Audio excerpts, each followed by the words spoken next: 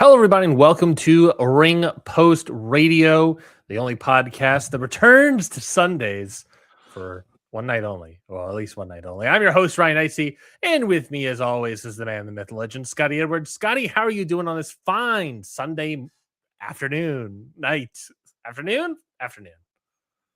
Nailed it. I'm doing good. It's almost evening. We're almost there. The tail end of the It's the busiest time of the year. So Some would say the no, most I'm not wonderful Santa. time Thank of you the for year. asking. It's wonderful too, but like a lot goes with it to set up for like this week, right? Yeah. So much stuff goes into it, whether it be decorating, buying gifts, this or that, parties, other things. There's so much. So I'm tired. Yeah. Very tired, actually. I've made it. This is Christmas week for many who celebrate. For those who celebrate Hanukkah, hope you've had a wonderful Hanukkah. I know that's going on right now as well. I believe Kwanzaa Yeah, is Friday. Shout out Kwanzaa's Friday. out So Kwanzaa. happy holidays to all. Yeah, of course. Hope you enjoy it all this coming week. But for me, it's Marty Supreme week, so that's what I'm more so looking forward to. But yeah, I'm doing well. I honestly have watched so little wrestling the past couple weeks that doing a podcast about wrestling is interesting for me today. Sure. But it's almost my favorite. Great start. It's almost my favorite time of the year, and these previews kind of start that. So it should be a fun show. As we kick off the festivities for the next 3 weeks. I don't exactly know when we'll do our like year-end conversation. I think it'll just be the first thing we do in the new year about the end of 2025 and everything. You know, we have been talking about it, and a little preview on thoughts is, boy, howdy, has this year sort of dragged itself to the finish line, hasn't it? Oh yeah. And it does feel like, yeah, we're slowly getting there, but I think you're right that this episode and next week's episode as well will be the last 2 of December, if I'm not mistaken. And those 2 are really exciting episodes. Obviously, we have Worlds End, another AEW pay-per-view. We'll have beginnings of conversations of Japan's big week, right? Starting with Stardom. Plus all the big previews next week. Big previews next week, which we'll get into obviously next week. We have some other lucha action stuff to talk about. But that's everything we have to talk about. And like I said, these are all exciting things, end of the year things that we always end of the year, beginning of the year. End of the year, that's true. End of the year, beginning of the year. They will always look forward to. So I'm certainly excited about all that. I'm excited to talk about it with you, Scotty.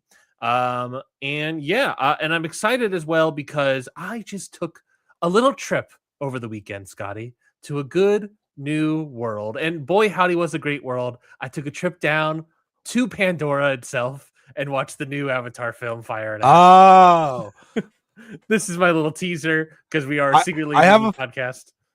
I have a funny follow-up to that, so I'm happy you brought that up. Okay, cool. I watched a little film called Avatar, Fire and Ash, and nothing's little about a 3-hour film.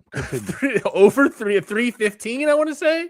Yeah, and it was quite the movie. It's quite the epic. It has a good amount of problems, and the screening I saw had a lot of frame rate issues that annoyed the shit out of me. Sounds like Avatar. Sounds like Avatar. And there were some bits that freaking ruled. And the crab robots were back. And the little they introduced Avatar sea otters, Scotty, and I enjoyed that greatly. It's a fine movie if you see it within a better non-fucked up frame rate, then go see it then. But it's funny you bring that up. Because yesterday I decided, because I don't like Avatar, not a big fan, don't really care for it. Sure. I saw the first one. I get it. I saw the first one. I was like, all right, that was cool. And mind you, that was like earlier this year. Yeah. Because I knew the third one was kind of like, maybe I'll get to it. Then yesterday I was like, if I'm gonna see the movie, I gotta see one of them in theaters, because that's the whole point. Like that's what everyone says. Just to rephrase, you only saw the first one outside of theaters. Yes, and then yesterday I decided. Yesterday I decided it's time to watch The Way of Water, and I fell asleep 4 different times. I Oh man, that was the path AWA had in store for you, it seems. The problem is, it's really long. Yeah, yeah, buddy. Like nothing gets accomplished for the first half of the movie. Yeah, yeah. And I'm watching Then them, time jumps, really. right? And then you get to the final act. I'm like, oh, that was really good. Too bad, like there was another 75% I Yeah, wasn't thrilled by. But I was like, and I'm looking at the movie. I'm like, some of this doesn't even look good. Like, what is going on? Like some of the motion capture. I'm like, this isn't even like nice looking. sure. Um, I felt I that had way my, about the I, third one, especially in theater. I saw the yeah, second one in theaters this year because I had the re-release, and then I watched the third one in theaters this weekend. And the third one, I felt that way a lot, where I was just like, some of these, some of this performance yeah. capture CGI stuff does not. It look helps that good. your frame rate probably was bad too, so it was really, really, really bad. Mhm.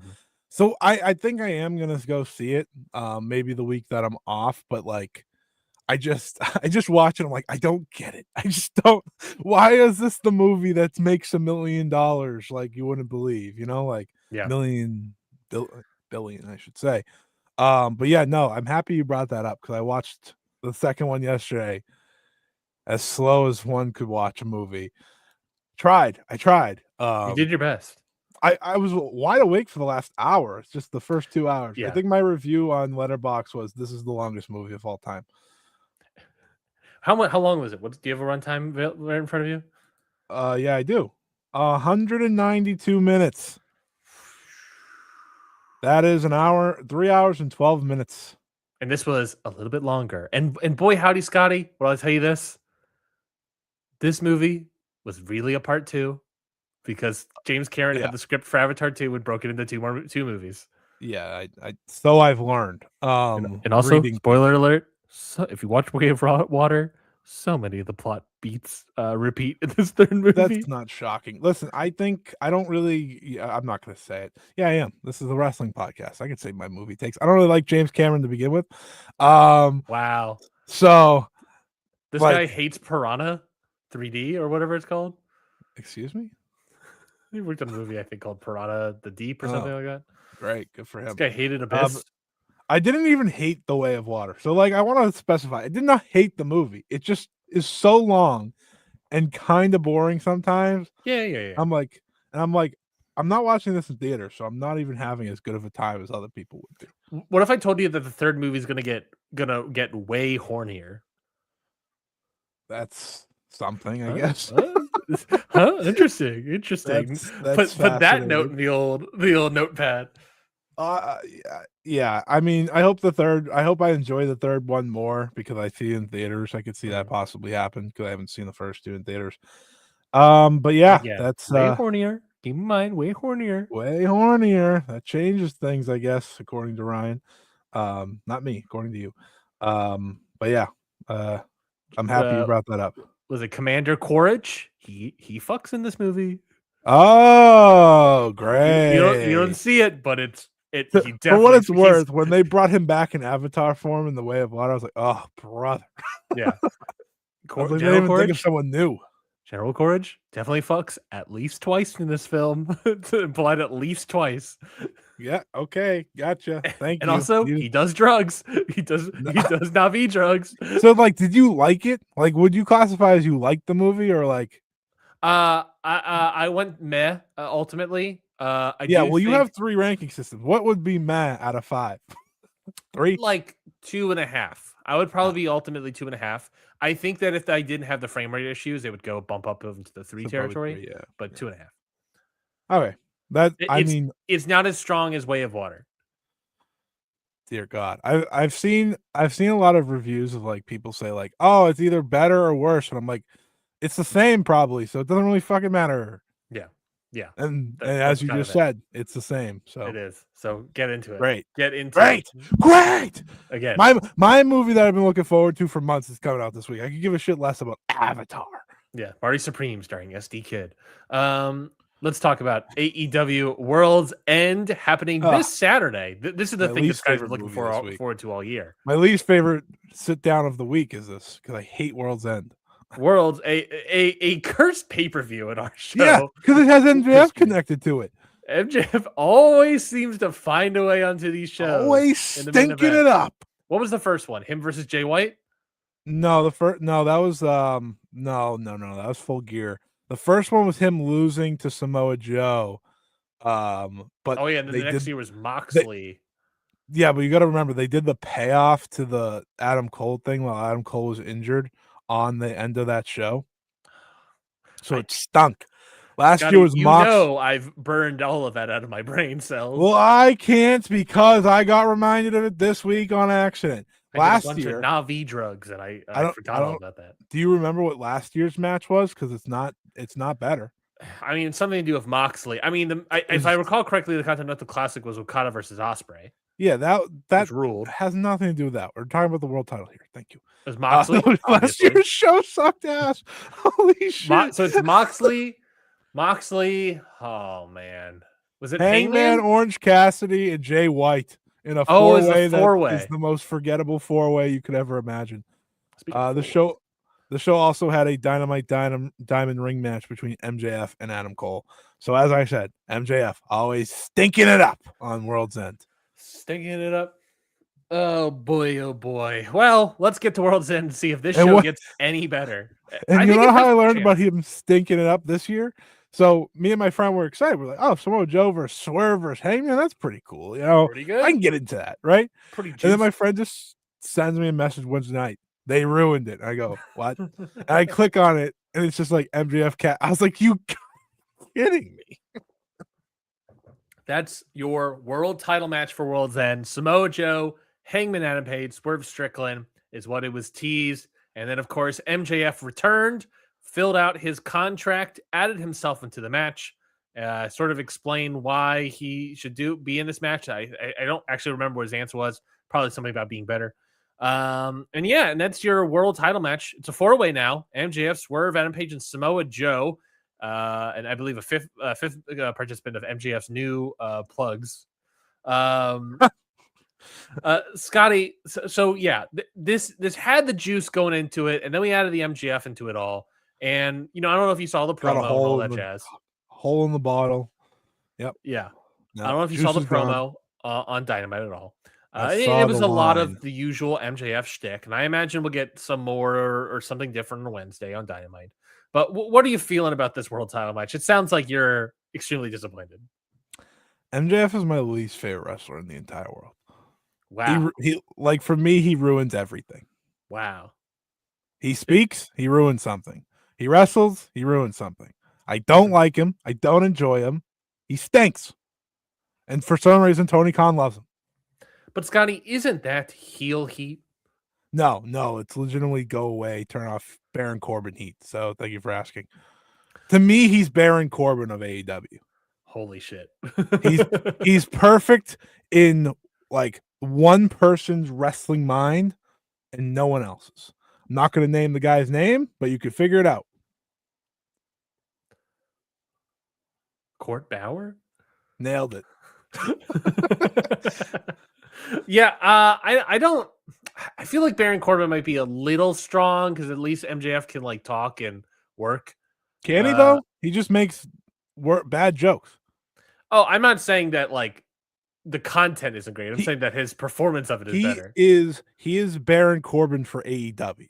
Sure, okay, I can see what you're saying there. He's not Baron Corbin. I understand how bad Baron Corbin is. We all. We watch MLW every week, I think. I don't think they have a weekly thing. Anyways, that's why you stopped watching. I don't think I watched a single thing of MLW this week. I don't remember. This week? I hope not. This year has gone on forever. What a great year it has been. MJF, he's a guy, he came back and did a lot of his heel shtick, and that's fine because you're re-establishing yourself and your character in this thing. But it's not like I forgot you or anything. But I get it. You were gone for, I don't know, a couple months. I don't know how long exactly he was gone, but he was gone for a couple months. I don't know. I think admittedly, I do think the match is an interesting setup. You have all four of these guys intertwined in a way. Obviously, MJF and Adam Page, MJF and Samoa Joe putting titles back and forth, Adam Page and Samoa Joe switching titles back and forth, Swerve Obviously the connection with Adam Page, and various defenses against Samoa Joe, and MJF and Swerve. They establish a little bit of a connection, but they do have history. So they established a little bit of connection here on this past Dynamite. I do think, like, on paper, it's one of those things of like, look, if it's between this or the 4-way from last year, Scotty, I'm probably going to be taking this 4-way. But like on paper, I think it makes sense. Everything makes sense, but in practice, it's still also probably going to be good. It's these people can go and these people can work, but it is the thing of like, yeah, I get where you're coming from. Having MJF thrown in the mix here is not what I was really hoping for, because I really like the idea of Samoa Joe, Swerve, and Adam Page, but I don't know. He's around. This is what it is. I'm not jazzed about it for sure.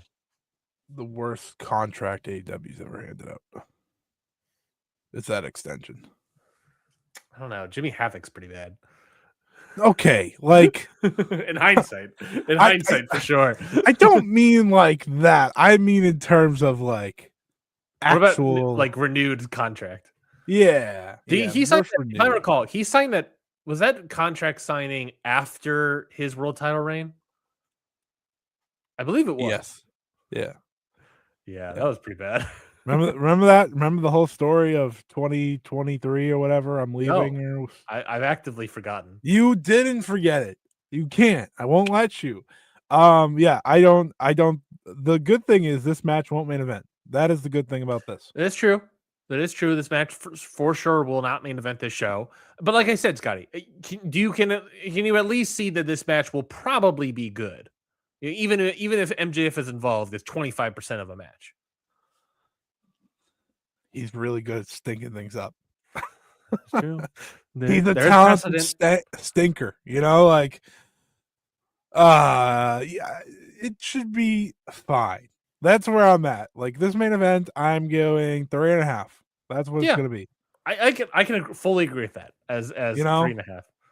And they lose 1.5 stars because of one guy. Yeah. Hook. What if he wins? Yeah, so that's a good question we need to ask ourselves. Switching the title from Samoa Joe, his first reign was a temporary transitional period. Is this reign also going to be a transitional period?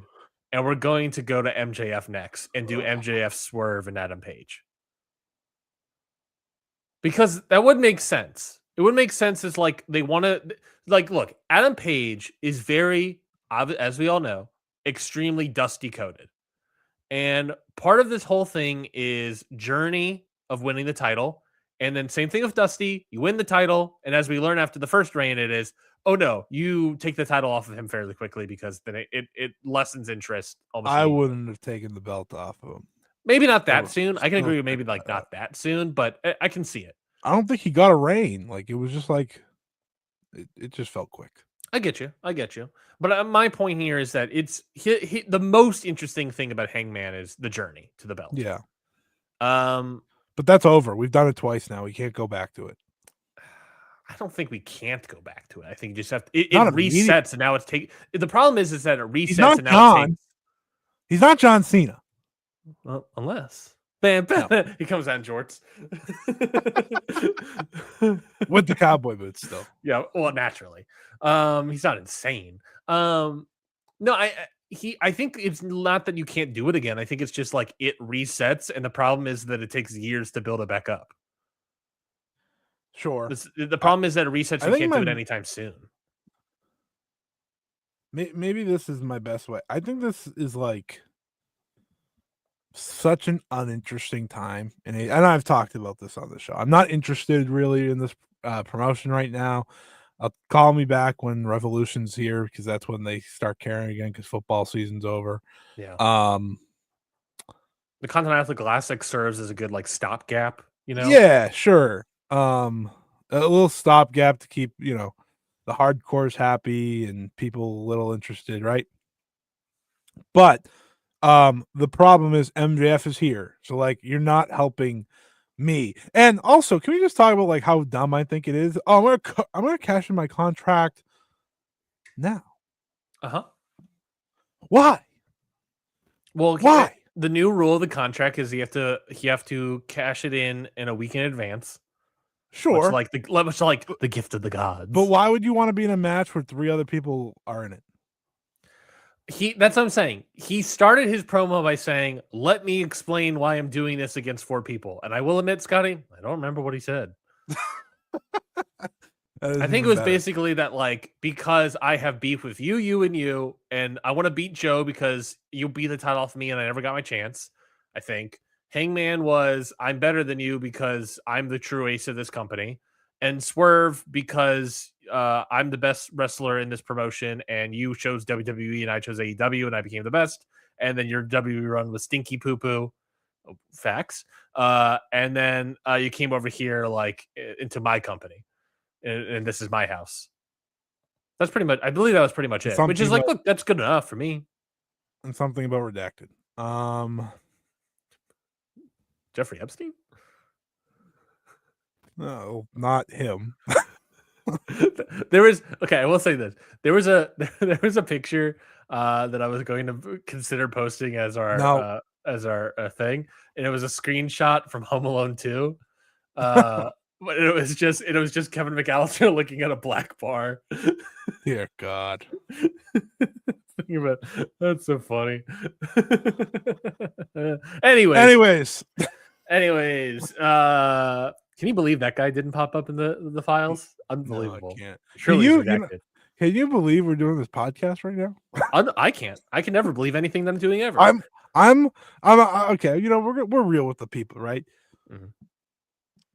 Next week's gonna be our big extravaganza podcast. This week it's holiday season. We're just trying to get out of the way, okay? Yeah, we moved this from Tuesday to Sunday. We already tell that we and Scotty have already realized Tuesday nights is our sweet spot. Oh yeah. Best content we could do. We're loving Tuesday nights, and we're moving here because I have family coming in for Christmas on Tuesday. So it's like, well, you know, they're coming in on Tuesday. I have to be free. Yeah. So it's like, oh, we'll move it over here. But boy, howdy, Scotty. boy, howdy. 23 minutes in, I can already feel the stink. Anyways, the next speaking of stink, MJF, Swerve, Hangman on Page, Samoa Joe. To win? I don't not see MJF winning. Yeah. I think it's totally plausible. I think it's a good way to spin out Joe if you want to. Would I like Joe to be around? Yes. But if it also makes sense to spin off into MJF. I think this MJF could be better because you have 2 immediate very popular baby faces and Hangman and Swerve to do this. Because one of the big problems with the MJF feud is that he turns babyface and his whole devil storyline stinks up the joint. Like up until really the 4 Pillars match, it wasn't bad. I mean, he had like the Bryan Danielson Iron Man match. Was Iron Man? That was Double or Nothing. He held it for another like 6 months. I know, that's what I'm saying. Oh. The beginning of it was not that bad. It was pretty decent, pretty good. And then he had the 4-way pillar match, which just the build to that stunk up the joint, and the match did not work. And then he turned face, and the whole thing fell apart completely. MJF now has 2 big time baby faces in Swerve and Hangman that he could at least serve a little bit. And then from there, you also have other guys that you can probably, mess with. Jeff Jarrett, even.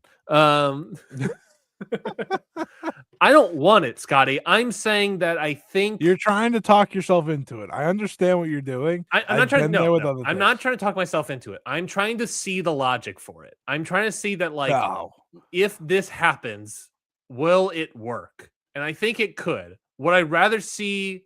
Would it make sense? What does it? Okay, here's this, Scotty. This is the Ryan Nicey logic brain. Does MJF winning the title makes more sense than Hangman winning the title at this point? I mean, again, I would just have Joe win if this is the conversation, though. I think and I think that's good out. The best answer out of this match, probably right now, based on things, is Joe just winning. What about Swerve? Does it feel like he's in the spot to win right now? Not really. You could, but putting the title on him would immediately put him in that spot. That's true. You're not wrong.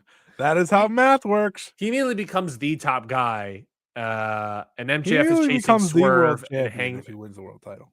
MJF chases Swerve and Hangman chases Swerve, and that's all interesting.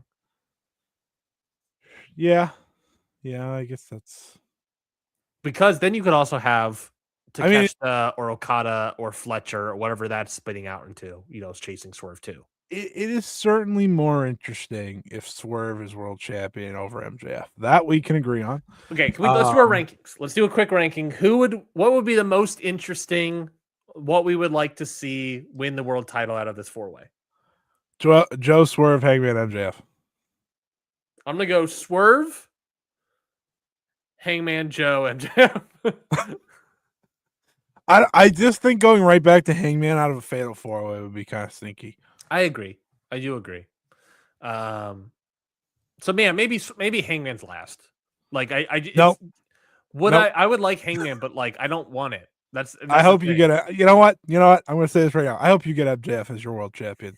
I desperately hope after that sentence that just came out of your mouth that you get MJF folks, world. We have title. now come to the point of the podcast where Scotty wants MJF to win. Interesting. I do. You know why? I want him to win? Because listen, MJF ruins this product. It's already in bad. An impressive way. It's not bad. It's boring. This is how you make it bad. Which is interesting. Interesting, no, Scotty. It's not interesting. Because we have stuff to talk about then. We've been through the bad periods, right? We've been through the bad periods. Beginning of 2025, stunk. That was bad. Is the podcast better if MJF is champion? We have to think about this, Scotty. We're podcasters. If we make the world worse, then we have more things to talk about. It's hard to do that. If I've learned anything from 2025, if we make the world worse, then we can make more content. I don't know. I mean, content-wise, maybe. But do people enjoy the rambling and the anger at all times? I think there's a limit that ultimately has to. There's a limit, and we had a lot everyone of has that a threshold of like, okay, I've had my fill, Yeah, if I'm turning on this podcast from the listener's point of view, I'm like, I don't want to hear this guy yell again. Yeah. I don't want to hear it. Unless you're a true sicko. Yeah, unless you're sicko. I mean, whatever. Who cares? If MJF wins and I don't know, make Bandito world champion. Fuck it. Now we're talking. Okay. MJF Bandito. Does that do anything for you? I mean, we're getting it no matter what, right? Because the diamond ring MJF still owns. That's true. Oh my god, MJF is winning, and that's how you get a world title match. MJF beats Bandito. And then, God. Okay, so what's the Dynamite thing? It was those two winners, Ricochet and Bandito. They face each other, and the winner of that faces. Wait, hold on. We gotta look up these rules. What are we? Dynamite. Dave and Brian did this. I'm pretty sure on the Dynamite Diamond Ring 2025 final match. That's what it says on Dynamite this week. Dynamite which already filmed final match. Which already filmed. So this person is the number one contender after World's End. No. This is the Diamond fucking whatever it's called. The Diamond Ring final match. So that's it. It's the final match. This decides it. Why does this still exist? This is what's happening. MJF's winning the world championship. Then Bandito's going to beat Ricochet, and they're going to have a world title match. And then MJF's going to win the Ring of Honor world title, and he's going to be a double world champion, and you're going to have to deal with it. Okay, so Bandito, spoilers. Bandito won the ring. Oh, correct? I'm absolutely on the money then. The ring gets you a number one contenders match at Maximum Carnage. Oh, yeah, we're screwed, buddy. MJF, welcome to the world title. Oh, Jesus. It's the guy that did a bunch of shit in Mexico, had the middleweight championship. You're telling me it's going to be him versus Bandito? Yeah, I'm pretty sure. It's not going to be Hangman. It's not going to be Hangman at all. Samoa Joe, that'll be a fun little match. But that's not going to move the needle. Swerve and Bandito, pretty dope. It's going to be MJF 100%. I'm putting all my chips down. Oh, my God. I'm putting all my chips down. Do I want this? No. 100. All my chips are going I can't on wait till MJF. the year-end conversation. We talk about AEW. Yeah, it's dead. I'm so happy that Paramount purchased AEW from Warner Brothers to get MJF off my screen. Oh God, it's over. It's over. It's over. This is like giving Jake Paul not Jake Paul, Logan Paul. Jake Paul's the one that got his jaw broken this week. Logan Paul's the other one. Yeah. Same thing to me. He's a celebrity now, right? He's in all these bad movies. What's your point about Logan Paul? You just it's like giving Logan Paul the world title. Which is? That. But they've never done it. You never know if it'll be bad. Oh, buddy, it's WWE. I can guarantee you it'd be bad. Fans of the show, listeners of the show, let us know. Are if you Scotty for an MJF title reign? Scotty, I want everyone to know. I got Scotty to rant, and I want you to know. Was that rant enjoyable? No, that wasn't a good one. Let's move on. We landed on the no, I'm not done. We landed on the fact that MJF is becoming the AEW World Champion to close out 2025. It's a World's End, Scotty. What's a bigger World's End? The way to cap off 2025, in my view, is for MJF to be World Champion. Of course, it makes sense, Scotty. If a single person books Tony Khan Booker of the Year, I will come for you. You're excited? Are you excited to see the Triple B again? Oh,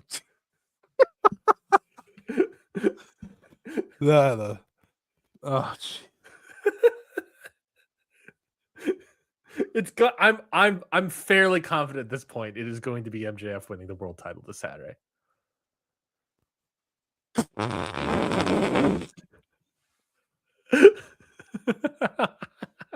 Oh, this company stinks.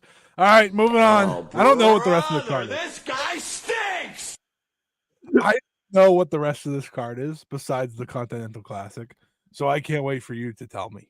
All right, well, let's go through the rest of the card before we get to the Continental Classic, because that has, we're going to have the two semifinal matches and the final being the main event. And we got to go through math that is actually being taped right now. I do know one semifinalist. Oh, you do? Cage Match told me. Okay, perfect. Well, we'll hold on that because also might add us give us some more time. I'll hold. Hey. He's holding.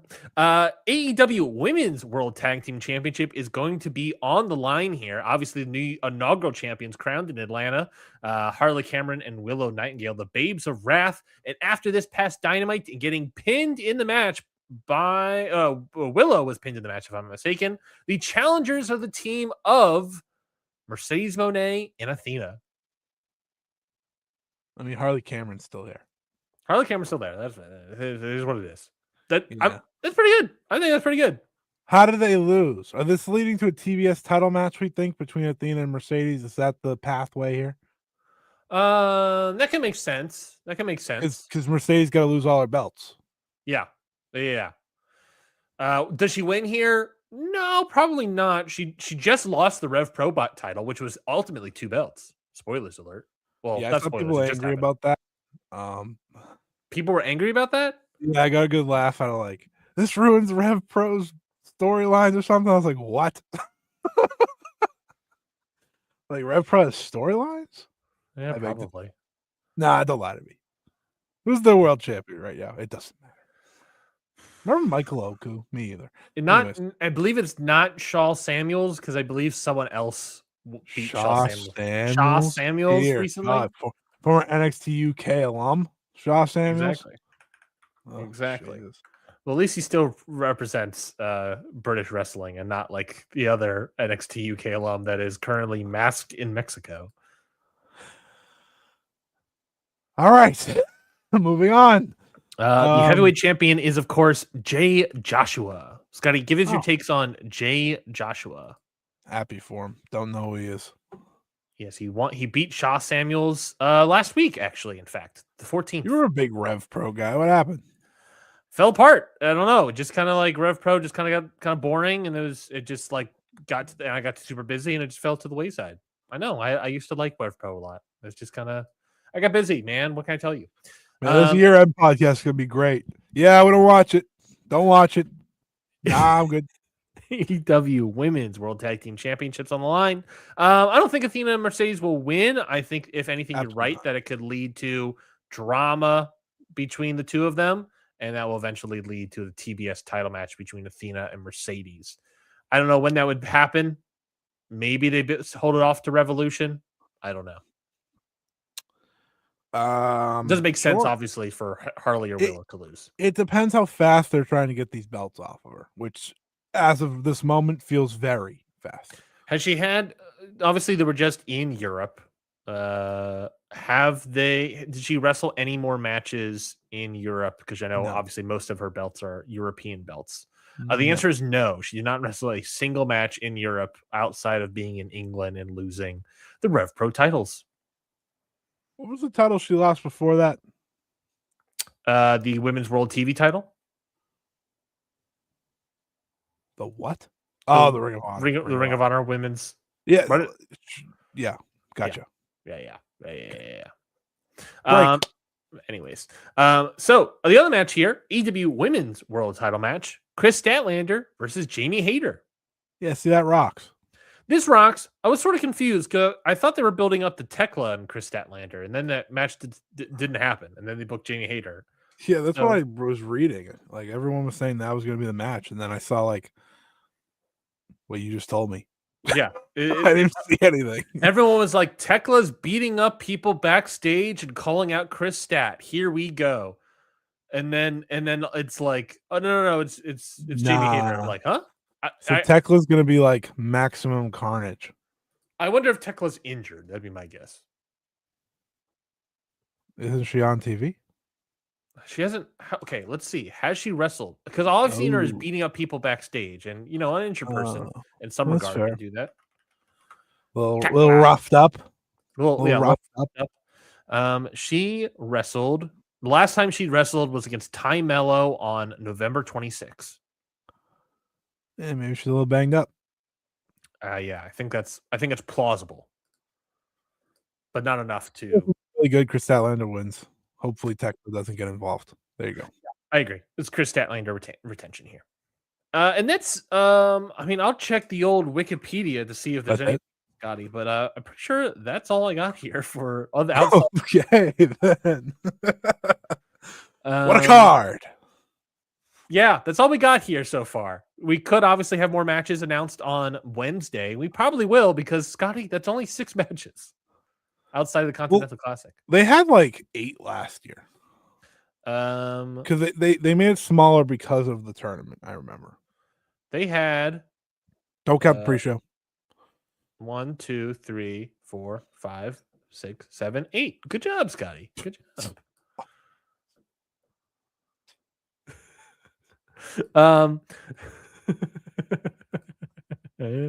So we have the Continental Classic happening here. We'll start off here with the I guess we'll start off with the Blue League here, Scotty. Sure.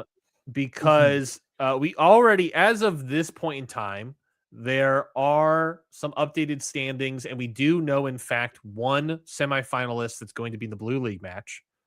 And that is, of course, going to be sorry, not the Blue League match. It's the number 1 person in Blue League versus the number 2 person in Gold League. We know that the number 1 person in Blue League is none other than Konosuke Takeshita, who earned himself, I believe, 10 points by defeating Orange Cassidy. Spoilers alert, in Dynamite this upcoming Wednesday. So Konosuke Takeshita is going to be in here. The other option is the Gold League, who whatever number going to be 2 at this point. After the Dynamite tapings this weekend, the Gold League standings were all evened up to 6s across the board, Scotty. So it comes down to what they are taping right now, which is Kazuchika Okada versus Mike Bailey, Pac versus Kevin Knight, and Jack Perry versus Kyle Fletcher. I could tell you the results of none of those. I tried to find them. No worries. I tried to find them. I'm sure we'll have more of that throughout the show if we can. All I've found is, wow, what a match. All right, sick. Perfect. Does it say which match it was? Takeshita versus Dorada.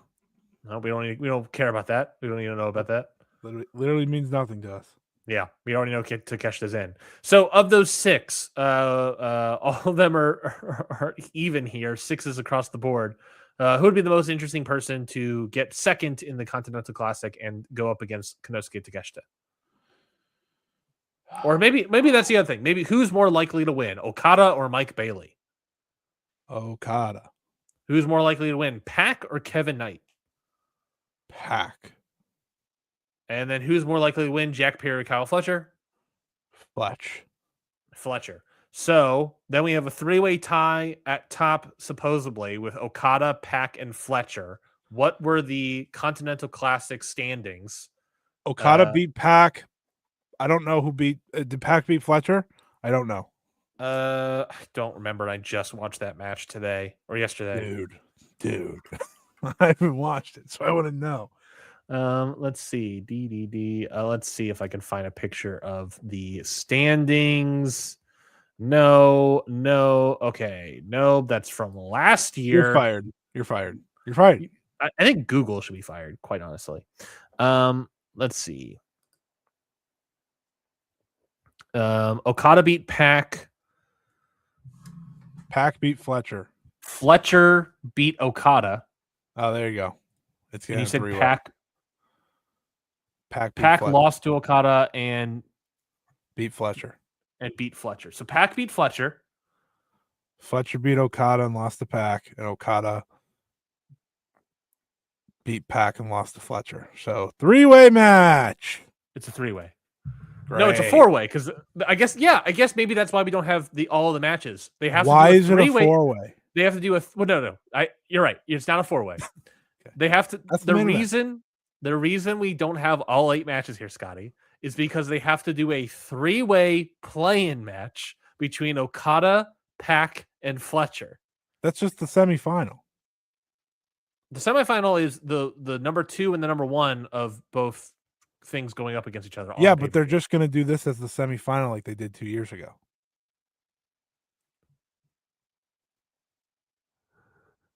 What are you talking about? They're all in the same league, correct? Correct. Who's the first seed? I don't know. They're in a 3-way That's my tie. point. They're just going to face each other to decide who goes to the finals. Yeah, so a play-in match. No, a semifinal match. There is no semifinal match out inside the round robin tournament. Oh my god. There's 2 semifinal matches at the tournament at the pay-per-view, okay? Yes, where B1 faces G2. That's how that goes? Yes, and G1 faces B2. Oh, that's a problem. See, okay, we're on the same page now. Okay, all right. I thought it was just 1 versus 2 in each block. Okay, no, I see your problem now. Okay, we need to have a play-in match as of this moment to solve all this, or we need one of the Okada, Pac, or Fletcher have to lose. One of these guys has to lose, and then it's the other 2. Win or lose, who cares? And that's your 1 and 2 spot. That's problematic. So is Mike Bailey? So who's more likely to beat their opponent? Is Mike Bailey going to beat Okada? No fucking way. Is Jack Perry going to beat Kyle Fletcher? Maybe. Shocked. Maybe shocked. Is Kevin Knight going to beat Pac? He could. Oh, they might. Maybe they'll do that. So then Okay, so one of them have to lose. Got it. All right. Back on the same page. Holy hell. You they would can't do a play win. They don't have time. Now you would still have to I think you might have to still do a playoff between Okada and Fletcher. They would be 1 and 2, but they would be deadlocked tied at 1. If they both win, if I'm not mistaken. Yeah, I know, I see your point. Here's the thought, Scotty. A play-in match for the pay-per-view is Okada versus Kyle Fletcher. The loser of that faces Konosuke Takeshita, and you would have to think that the winner of that will then face whoever's the B2 guy. They're not doing all these They're not doing this on the pay-per-view. Maybe they're going to record this tonight. Maybe it's a bonus match tonight. Bonus main event. Yeah, that's possible. That is terrible booking. I hate all of that. That's too much. Well, what I'm suggesting ultimately is because I think we both think that the main event is ultimately going to be Okada versus Takeshita, right? Right. Otherwise, it's gonna be a really funny tournament. Yes. And what I'm pitching to you is a show where they do Okada versus Fletcher, Takeshita versus Fletcher, Takeshita versus Okada, all in one night. They could do that. They could do that. And We that's will what I'm saying. If they never do the play-in, I see- think that they would have to. That's what would happen. We will never see Okada in more of autopilot than we would in that first match. No, I think it'd be more the second one. He's facing. I don't know who's B2 at this point. Could be Claudio actually. Oh yeah, that he wouldn't even try. Who's at 6 points? Six points. Yeah, and I Moxley? see that Claudio has 7 points, so it might be Claudio versus Okada on the pay-per-view as well. I just want you to know, everyone to know, hate all of this. Hate the turn. Hated that entire. That was so confusing.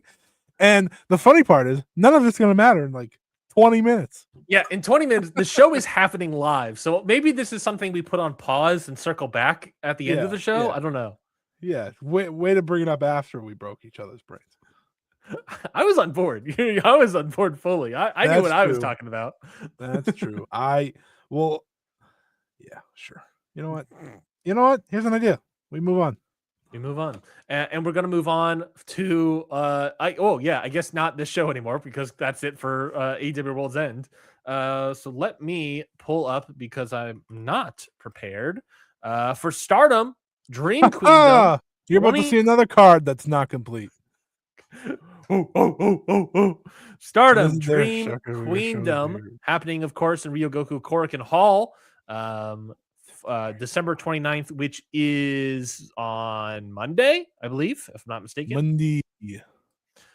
Stardom Dream Queendom. This is the year-end big-time show for this company. Wikipedia has it currently as TBD, Scotty, for attendance. Do you have any updates on what the attendance is at this moment? It's sold out. Huh? Outside of, they added like more seats in stand C and stand B, but it's ultimately sold out. What is sold out for Ryogoku Korakuen Hall? It depends on setup. Sure, it really depends sure. on setup. So Can we get a rough? So let me give you an example. And they've opened for more than this than last year, but I think they said sold out last year like 4,000. Last year was 4,095. Yeah, it fits way more than that. So Mhm. like they didn't original. So I'll explain how this has gone. They sold out once, okay, and then they're like, we should probably like open more seats here because there's a lot more room. So like they've opened more and more seats. I have no idea what the number is going to look like because they've done this, but every section that's like the floor sold out. The top's really all that's available. Yeah. Because they do like to put a stage or like the two tunnels. They like to put a screen there, so they'll cut off a few. But they're gonna have their biggest Ryogoku number ever. So safe to assume over 4,000. Just a Yes. question of how over. Is Yeah. there a question of? And I think they might announce something like this, and hopefully business stays up for Stardom by next year. Would it make sense to leave Ryogoku Sumo Hall and go No, somewhere else? absolutely not. There's nowhere else to go. But they've capped out the attendance. They capped out the capacity. Well, they haven't though. They would just have to stop putting a screen. Like they would have to stop. rapidly change their setup. Yeah. stage So setup. like, let me see where last time New Japan was here was. I know this. I just need to find it. Folks, he knows this. KOPW. They had 5,372, and that was not sold out. Okay, so it's going to be over 5,000. Yeah, there's plenty of room. I'm guessing they are definitely over 5,000. Not only is the company hot in terms of just domestic, obviously the international aspect coming in, international fans swooping in. It's probably going to be their second biggest show ever. That's my prediction. Damn. After earlier this year, What was the attendance for that show? This was 7,000 All-Star? something. It was 7,000 something. Yeah, that's Dang. different. Yeah, company's hot. Even if it's very weird to talk about this company, and we're gonna kind of do it as we go here. I'll let you review because my dog is making noises, so Yeah. I need to do that. But go right ahead. Yeah, so we have at this point in time, looking at the Wikipedia right now, we have 5 matches announced. So very interesting. The other big thing to acknowledge as well, there is also Saya Kamitani is going to be wrestling on Wrestle Kingdom as well, where she's defending if I'm not mistaken, the New Japan Strong Women's Championship against Hazuki. I want to say, or there's some sort of double gold dash situation that's happening on that. I don't remember. But she's obviously also defending the World of Stardom Championship here on this show. She's defending against Saori Anou. In obviously will be the main event and will be tearing down the house, I have to presume. Scotty, thoughts on Sai Kamitani versus Saori Anou as the World of Stardom Championship match? It's a match with no heat. Shocked.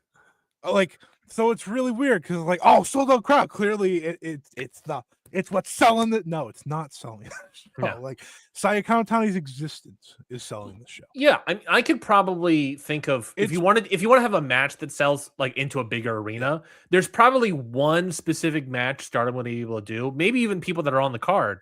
Yeah, sure. Put that match together and maybe go to a dome and even get like 10K or something, you know? For sure. Instead we run away from it. This match run away from it, but the date was already booked. I'm really excited I can preview this before I do my actual preview because this is where I can get my wise remarks off. Because when I'm gonna do my like full-on preview for the whole show, once there's ever a card that hasn't come out yet in full, we only have 5 matches. I'll be able to do it, so that'll probably come out after Christmas. So this is perfect. The problem with this, right, is that in the eyes of many, not just like Joshi fans, but I think like now the Stardom hardcore fans outside of like a few that'll defend the company with no matter what, they have reached the point like this is a flat title match. It is a flat world title match because they essentially ruined Saori's entire challenge from the word go. For people who don't remember, at Crimson Nightmare, Shuri came out. They agreed to the double gold dash at I said Hazuki. Wrestle Kingdom. I said Hazuki earlier. You're right, Shuri. Yeah, they wouldn't push Hazuki like that. Easy no. Right. So they agree to the double gold, and then Saori Anou comes out. Okay, and then she's like, "I want to challenge you at Queendom," and it's like, all right, kind of cut the legs out from under her there, but sure. This entire week's going to be the Saya Kamitani week. Yeah, this is the ultimate weekend for her of giving her the biggest matches, the biggest moments. And it's, again, I've said this so many times. It's you gotta keep doing it. Like it is frustrating that other people aren't getting built up along the way or whatever, but you gotta keep doing it. The main problem though is like Saori Anou feels so much lower than her in this booking. There's not a heat to it that I think honestly probably won't even be. I don't even know how it's going to be mirrored in that building because I'm pretty sure that we're going to be cheering for Saya Kamitani. Yes. So it's a very tough spot for Saori Anou. That being said, I think they're going to have a home run. I think the match will be awesome. I am looking forward to the match. Yeah. But most people have agreed this is probably the weakest Stardom Dream Queendom main event in terms of build. And it's either this one or it's probably not last year's because that was Saya and Tam, and people are obviously naturally into that and what that led to. The year before that was Mike and Suzu. They had built up a feud for months. The year before that was Julie and Shuri. That speaks for itself. And the year before that was Utami and Shuri, which spoke for itself. So it was probably the weakest Dream Queendom main event. But it's about one person only, as this company is. And it's fine because they're going to sell out the whole building or as much to the capacity as they have set up. Yeah. And the obvious thing that we sort of already talked about a little bit is that they have this situation where they're sort of serving two masters where they want to showcase Saya Kamitani on this show, obviously defending in the main event, but they also want to have Saya Kamitani on Wrestle Kingdom, and that they being Bushiroad, obviously, have her on Bushiroad, have her in a sold out crowd, in a dome show, on TV as well for in Japan. So it is the sort of thing of like that is the New Japan Wrestle Kingdom show for Saya Kamitani and for Stardom to a degree is kind of the more important match to a degree. But this is the world title match, so it's you're trying to serve two masters, and it's one thing gets under delivered in that regard. I think we're on our way to them getting. I've been long thinking this. I do think they get rid of the World of Stardom Championship eventually. That and sucks. I think that sucks to hear. I know, but they love the letters IWGP, and who's going to probably win that belt at Queendom? It's Saya Kamitani. So it's like, now that she has all 3 belts, do you combine them all? That'll be the question. I would be shocked if she loses. Plus, it gets her on New Japan shows next year. Right, which they're gonna need. Let's be honest, they're gonna need it. Assuming Saya's business holds up, they're gonna need it. Right, and assuming it holds up, hell, even if it doesn't hold up to the degree it's at, it'll still be helpful. Yeah. That's kind of the fascinating thing, though. Like, they're gonna use Saya as much as they can, and I think change is coming in 2026 in terms of like how this all looks. But as long as she stays hot, as long as she keeps going, she has the MVP to her name now. Yep. It's just kind of like you just got to go full steam ahead. And unfortunately, some people I think kind of suffer with that, and Seriano is the one that's kind of suffering from that. But she has a home run performance. It doesn't really matter in the end because people will have seen it and they'll say, "Oh, I like her." That's kind of what I'm hoping for from her, because I've been a fan for her for a while. You ultimately, if you're Saori Anou, you ultimately just need to have a great performance. All the eyes will be on you, so you just need to wrestle well. And Saori Anou has, so there's no real spoiler about that. She's excellent, and Saya is excellent, especially in the big match. I think Saya has a recipe that she's learned this year where she doesn't have to go as hard necessarily, and that's the only fear, because she has the bigger match a week later. Yeah, like she's not going to have the TAM match. Yeah, right. And listen, this is not the TAM match, but I even mean the first one they had this year. That was kind of like balls to the wall action craziness. I don't know if she's going to do that or not. I think she will, because it is Queendom, and that's the type of performer she is in the big spot. But we'll see. It's a main event that is lacking heat, but I think it won't lack in terms of delivery on the 29th. Semi-main event, Wonder of Stardom title match. That's, of course, Konami versus Saya Ida, baby. Get into it, baby. Oh, get into it. I'm so excited for this one. Yeah. I would do everything in my power to get Saida this Wonder of Stardom Championship. Do I think it's going to happen? No. You lean into the Freudian flip. The World of Stardom Championship. You're right. We got to get her there too. Saida, some say the best Saya in Stardom. Ryan says that. I think for like this, it's a fascinating booking because, one, I do think Stardom's like in this spot where they didn't have to put a bona fide established name in this spot and can take the chance. And this is kind of something they've done in the years past with the Wonder of Stardom Championship match on this show, is take some chances. Last year was Natsupoi versus Starlight Kid, and that was part of kind of getting the company back into the swing of things. So that made sense. This year it's very unique because like Konami's the champion, which is already odd, and Saida is now the challenger. But I think Saida is someone who has created fans, whether it be in Japan, worldwide, like Ryan, as he's pumped over here. I think she's gonna be so good in this match. No one, like, Konami can't, and she won't take the night off. But like, she's gonna have to keep up. I think Saida is gonna be so fired up, so ready to deliver in this title match. I think she's gonna be sensational. And I think it's gonna be great. I really do. I think it's going to be great, and I think Saida should win. Unfortunately, what I expect is Hanan comes out after the match because Saida lost, and that's where we're going, because that's why Konami's the champion. Konami took out Hanan, and now she's going to take out her tag team partner before setting up that title match, probably in her hometown in February. That's where they like to do that. So It makes sense. We've long since long time Doesn't make sense. Saida should be champion. Well, again, world. We'll get to world.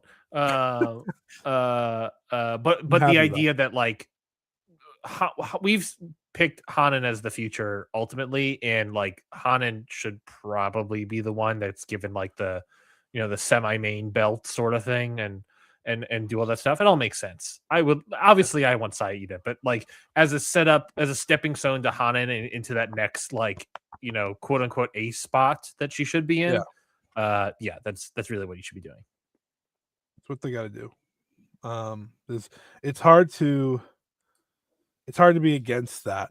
Though there is a funny angle of it all of like, why couldn't Hanan just beat Starlight Kid? Well, things happen. Maybe she didn't want to lose to her. She's been out for 2 months now.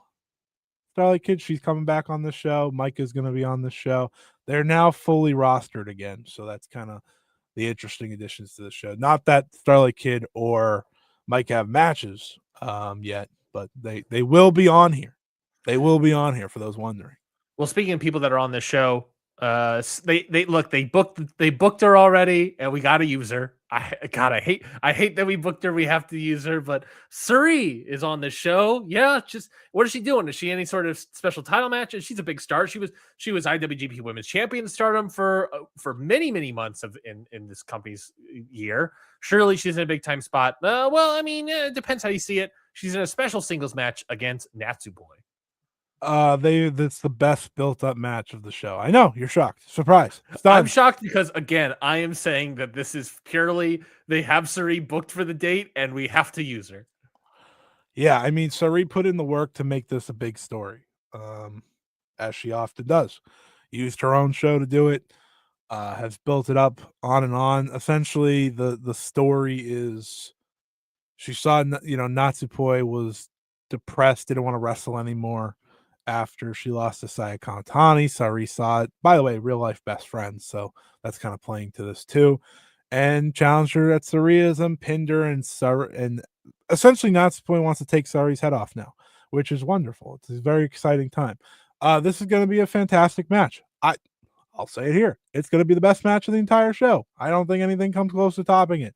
And that's not to say anything about Saida. That's not anything to say about the main event. I think those matches will be great too.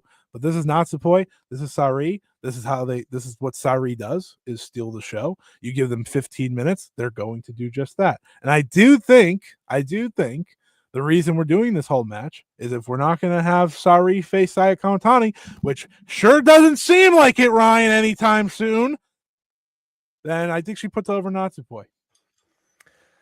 Yeah, I mean, it would make sense. I mean, like I said, if I'm saying that Suri is this is a match where she was booked and she's honoring the date and they're honoring the date, then Suri, it would make sense for Suri to lose this and just go off and go back to Marigold. I think she'll be a little bit everywhere next year. Yeah, my guess. My guess it's her anniversary year, so I think a lot of it's going to be her. She will try to be everywhere as much as possible. Yeah, but this does feel like kind of the end of her being featured as much as she's been. Like, in Stardom, right? In Stardom, yeah, she's been on like Corkin after Corkin for them, all these big shows, all their tournaments. Mm-hmm. I do think like we kind of get a little cut off now after this, and we'll see how it all goes from there. But it's exciting. It's a very exciting match. Like I said, it has potential to be one of the best matches of the. It has potential to be the best match of the entire week. It'll be hard to beat like a Tanahashi match and stuff like that, I know, but I do think these two are going to hit the home run that everyone expects them to have. And it's kind of the match this card needed. Yes. And everything else is just hate. Yes. Literally. Like that's everything else. So it'll be a nice breakaway from kind of that aspect, which I also think could be a troubling part of this card, depending how much cheating happens in the 3 of the top 4 matches. Yes. A lot of hate. Speaking of, Natsuko Tora and Ruaka defending their Goddess of Stardom championships against Sayaka Kurara and Aya Sakura. Sakura is the tag team name, of course. So I don't know if you're aware of this, that this was the tag league final. Great. Yeah. Well, I'm not aware of any tag league, to be fair. Okay, well, this was the tag league final last month, and Aya Sakura and Sakakura won. So there you go. Good for them. They're gonna lose. Yeah. I'm happy. I will say I am happy Stardom is pushing these two in this spot. Yeah. You gotta be making stars and such, and I think these two have bright futures. It's just I understand people's You need to be making stars. Saya Kamatani is not going to last forever, so you need to start making stars and movies. Yeah, you need to make stars alongside her, and that's Yes. I think that's been like the number one blemish on their year in a year that has very few. Yeah, is that Saya hasn't been able to sink her teeth into anything since Tam retired. Yes. Maybe, and I do think there's people next year. It's going to be either Mike or a Starlight Kid. I think that she's gonna do that with. Now that they're both going to be healthy, but I do think that is like the major blemish. So that's why Aya Sakura and Carrara being in these matches is a good thing. And then finally, in the maybe opener, I don't know, who knows. Yeah, I'll be the opener. Hazuki versus Fuwa-chan. This is, if I recall correctly, this is the celebrity that became a wrestler, debuted last year at Dream Queendom, or debuted at a Dream Queendom, I want to say. She actually wrestled, I think her first match was All-Star, the first All-Star Grand Queendom in 2023. Made a professional wrestling debut at the Goddess 2022 Goddesses of Stardom Tag League on October 23rd, teaming with Hazuki in a losing effort against Saya Kamatani and Hina. 2022, yeah. So she debuted there. That was a big thing. That they did that like for a big special, and then she wrestled at All Star Grand Queendom, and then did nothing. She didn't wrestle. Then she didn't wrestle at all in 2024. She got canceled. Yes, she got canceled. I'm looking at his Wikipedia now. The Yasuku controversy. Yeah, she got canceled. Oh boy. yeah. Should I say what it is? I mean, you can. Fuwa-chan made a post on August 4th, 2024. Fuwa-chan made a post mocking comedian Yasuko on her Twitter account and telling Yasuko to quote unquote kill yourself since you're not great. It was promptly deleted. She apologized, which Yasuko accepted, but obviously significant. She's apologized a lot since then too. So a little bit of redemption tour. God, Scotty, the amount of people that use wrestling on redemption tours. Can you believe it? People did make a slight joke saying she was Stardom's Logan Paul, which did pop me.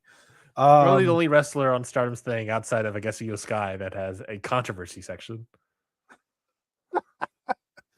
Oh God. Here's the thing. I think her going full-time into wrestling is very exciting. She showed major potential previously. She was someone that I said multiple times, especially after her 2 matches only, if she wants to do this, there's high potential here. There's room. And picking like Hazuki, Paul, much like Logan Paul, picking Hazuki, one of her original trainers, to be her opponent, to make her look good, is as smart of a pick as you can have. There is like much like Aaron Wolf, and go ahead. There is a mountain amount of potential here of what this could mean, because her succeeding could give you the obvious Saya Kamatani opponent very quickly from Stardom's eyes, because this is a actual celebrity, like a legitimate celebrity that people know, people follow. That another part of the big ticket sales, by the way, they said she's re-debuting at this show. When you talk about her getting canceled all you want, whatever, she still has a following, a major following. If she succeeds in this match and succeeds in the matches following, they're going to go all in on her, because like you said, there's a good chance she is not in wrestling forever. But they're going to try to capitalize on whatever they have. If I would not be shocked if she even beat Hazuki here. It really depends on what they want to do to establish her as something, because she's not going to be in just a normal rookie in a Stardom rookie land. She can't. So that's kind of the fascinating aspect of this match. I'm intrigued by how it goes, because I do think they're going to push her probably as quickly as they can if she shows any continuation of success. She just has to be competent in the ring for them to be like, "Yep, we're going." And Yeah. I think at the very least this match will be that. I am looking forward to it. It's a fascinating match, and like I said, this is the only 5 matches on the card so far. These are what's selling the rest of the show for any tickets that weren't sold beforehand. So there's that. But Starlight Kid announced today she's coming back on this show. Michael will be there. It's kind of full. The only person that's out now will be Momo, and I don't know when she's coming back. So full steam ahead for Stardom heading into their second biggest show of the year. That's the funny thing about the show now. It was once their biggest show. It is no longer that. Yeah. So That's like question, like maybe looking into the idea of bumping up into a bigger arena, because then you could have the ability to maybe go make it a bigger show, than All Star. they could do that. They could do that. I just know Sumo Hall. So like, it's a big show. You just have to prepare for that. Because there's not many other buildings unless they were like to run Yokohama Arena twice. But I'm sure they want to be based in Tokyo this week. So it's like you're either doing Sumo Hall or none. Like you're not running the. I don't think they're gonna run the dome at the same time as New Japan once they do, which I think that's the big talking point that I made after Sai won the MVP. Like that's the next destination for this company. That is where they want to go. And I think if they do run it, they can't just go into it just their roster. They're gonna have to go all in, like every partnership, everything they'll have to do. But that's where they're trying to go now is the Tokyo Dome. So we'll see how that goes. But I don't think they're that far off anymore from probably announcing that. If you told me that they announced it here, I wouldn't even be shocked, like far in advance, but I wouldn't be shocked by that. Try to follow up on the Saya success because you want to do it sooner rather than later. If they don't announce it here, maybe they announce it at All-Star Grand Queendom, but I feel like to the next year and a half, they just give it a go because you kind of have to. Yeah. We'll sort of see how everything plays out. For this, but that is it. That of course is going to be on Monday the 29th. Yes, 29th. So stay tuned for that, folks. We'll obviously review that on the Tuesday. We'll be returning for Ring Post Radio on that Tuesday, the 30th. That's not New Year's Eve. 31st is New Year's Eve. So on New Year's Eve, we'll be back to review that show and preview a bunch of other shows happening in Japan. Any updates real quickly on AEW? Let me see if I can update my. Good question. Let me see if I can refresh my card here. Refresh my Blue Sky account. I give the old look ski. Give the old look ski. See if we got any updates. I'm not seeing any updates.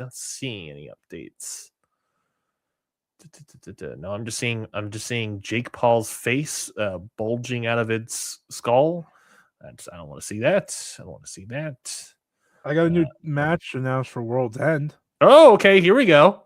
Spoiler alert. This won't hurt anyone. A Chicago street fight. Shocked. The AEW World Tag Team titles. FTR versus the Bang Bang Gang. Well, all right. Okay. That's fine.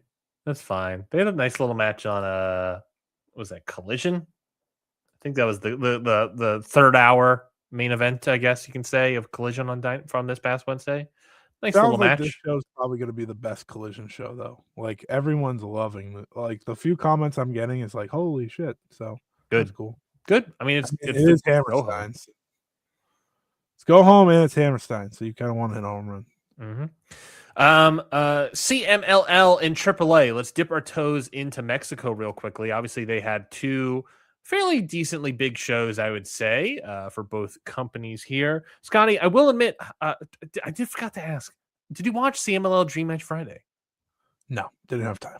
Dang, then we cannot talk about it because I only watched one match right before we started going. And what a match it was. Atlantis Jr. and Shewa defeat Angel de Oro and Yutani, who I don't know who this guy is, but he's a 25-year-old. Oh, that's the Japanese guy that used to be in Glee. Exactly. So good for him. It was the grand alternative final match. I don't know. It was a nice little tag match. But of course, it had other matches. Sobrano Jr. defeats Kevin Knight. Mascara Dorado defeats Mike Bailey. And Claudio Castagnoli defeats Ultimo Guerrero in the main event. So lots of dream matches to be had. I apologize for not getting to it, folks. But boy, howdy did I make time for AAA. Yeah, that's crazy. Next year, It's easy because it's on YouTube.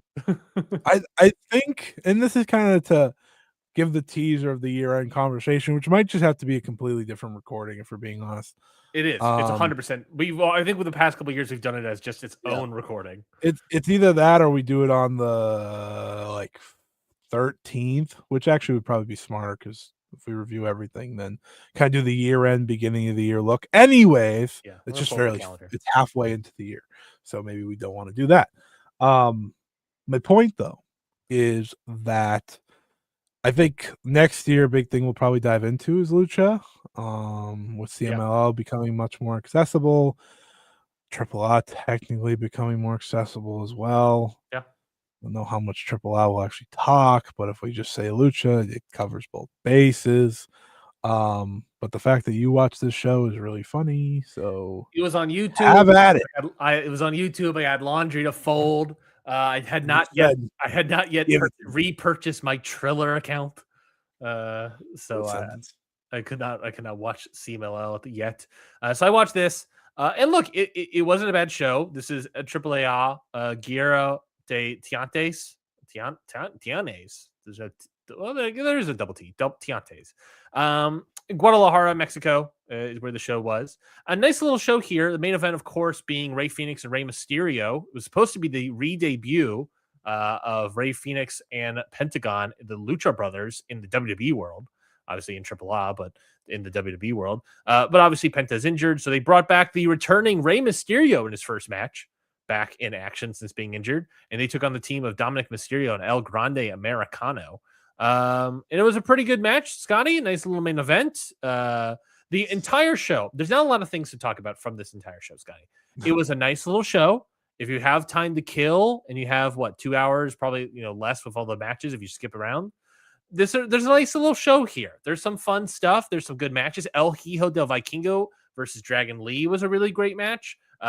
Rating. I think it went 4 flat on that one. I would say it was a great match. Vikingo hits a lariat so hard on Dragon Lee that JBL pops out of his chair and starts ranting and raving about how great it looks. JBL. Yeah, JBL still only shows. Didn't know. I forgot he was on to begin with. No, if I recall, no title changes. The opening match was a 4-way tag with LA Parka, and Octagon Jr. defeating LWO, Los Americanos, Mr. Iguana, Nina Hamburguesa. We have yet to talk about Los Americanos on the show and our thoughts on Bravo Americano and Rayo Americano. Of course, the former Tyler Bate and Pete Dunne, 2 British wrestlers that are now donning masks and wrestling on AAA in Mexico. Scotty, we've not given it. We've talked about Chad Gable's El Grande Americano. We've talked about Ludwig Kaiser's El Grande Americano, and here we are with Bravo and Rayo, Los Americanos. Do you have any grand thoughts about these two? They helped kill the British Indies for this. And that is my grand thought as well, Scotty. They sold out the British Indies to get WWE contracts, and here we are working Pete Dunne working in tandem with The Undertaker to present Lucha Libre wrestling as Rayo and Bravo of Tyler Bate, a guy that is, again, we have to look at it every single time, is 28 years old. He's almost old. He's almost fine. He's finally almost old. 28 years old. This guy was seen as a massive top prospect, and here he is, in a tag team, not a main card guy. That's El Grande, but in a tag team with Pete Dunne, still in AAA Mexico, in Guadalajara, Mexico, under a hood. The British wrestling scene died for this, folks. This is what I'm saying. Unbelievable. Literally, Scotty, unbelievable. Cannot believe it. I can. Yeah. So, and that's the other thing also. By the way, guys, Rey Americano, Pete Dunne, looks and wrestles like he's Fandango. And then Bravo Americano is so stiff. Like he's so stiff and he needs to be more fluid. And that's the big issue here. Get this guy. Yeah, that's the issue. Yeah, that's the big issue for me here. That the British wrestlers trying to be luchadors. Is what it is. Ludwig Kaiser is what, German? I want to say. He's better at the job than anyone else is. Yeah, I mean, I guess he is genuinely really solid. He's genuinely really good. You also had a AAA Latin American title. Nice little match here. El Hijo de Dr. Wagner defeats Ethan Page. They do a heel shtick gimmick type dusty finish sort of thing where Ethan Page hits Dr. Wagner with a wrench, wins the title. The referee is about to give it to him. Mr. Iguana comes out and says, no, no, no, no. They reverse the decision, restart the match. El Hijo de Dr. Wagner wins. The confusion on Conan's voice, Scotty, over we have a commission. Why did we just restart the match? That's not fair. There's a commission. Can someone talk to somebody? What the heck is going on? I need to talk to somebody. What's going on? And everyone's be like, well, I guess the referee changed his mind. And to me, that immediately went to the thing of, yes, Conan, this is no longer your book show. This, of course, is WWE's book show. So these things just happen. There's no commissions. Those no longer exist. Stop talking about it. I'll skip over this next one. I'll talk about that in a moment. AAA World Cruiserweight title match, 3-way, Laredo Kid, Jack Cartwheel, Javon Evans. Really, really fun match, Scotty. I would check this out if you have time.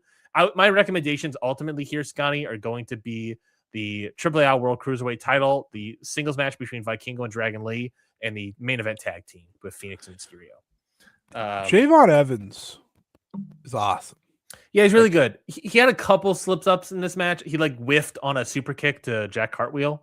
But it's whatever. But yeah, he's awesome. He's a guy. He's obviously a future guy. He is 21 years old. World is his oyster. Jay Malachi, shouts out. And then there's a 6-woman tag team match rather. Fabi Apache, Lola Vice, and Natalia defeat Los Toxicas. We finally get to see Los Toxicas, I believe, on these AAA WB shows. And they lose, and that's fine. There was also arguably a worst match of the year contender here, Scotty, and I really want to dive into this match because it sucked so much ass. This is a Carnival of Carnage match. Wyatt Six, Dexter Lumis, Uncle Howdy, Joe Gacy, and Eric Rowan against Los Psycho Circus, Psycho Clown, Pagano, Murder Clown, Dave the Clown.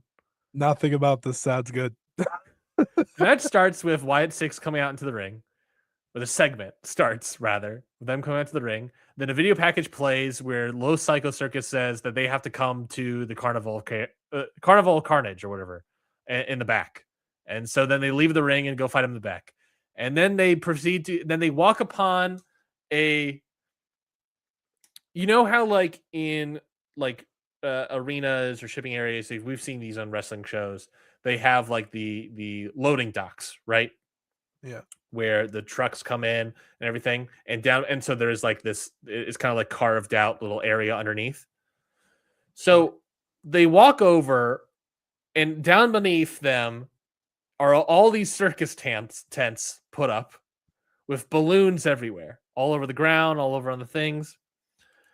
And they walk over and they walk in just looking around like, what the heck is this? How did this get here? And what is this? What is this? And then they get to a jumping bouncy castle. And then out of nowhere steps into frame.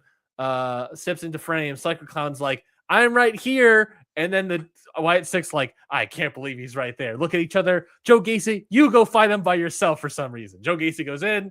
They start doing hockey fighting. And then Psycho Clown choke slams Joe Gacy into a ball pit. And then the Wyatt Six are like, how did he do that? You just did that. And then they turn around and they see the rest of Los Psycho Circus and they're right there and they beat up each other. This thing sucks, Scotty. This match sucks so much. They then brawl in this circus for a little bit. They then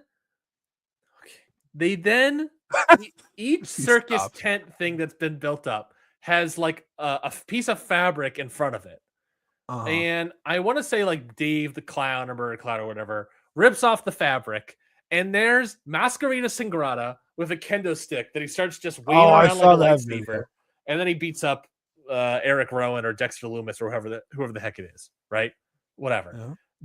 Then the Wyatt Six get the upper hand, and part of this gimmick as well is that there's also just normal people treating it like extras, treating this like an actual circus. So they come across people that are trying to pop a balloon with a dart, and a girl screams, and then Dexter Loomis, I think, super kicks a girl, super kicks the guy, and that's fine. And then they rip off another thing of fabric, and who's there? But some guy holding a tub of balloons, and then they just beat him up for no reason. He's just there for no reason. I don't know why there's a piece of fabric over these things. None of it makes sense. Then someone else opens up another thing, and it turns out to be a kissing booth because Pimpinella Escalerta was there, and then kisses Joe Gacy on the mouth.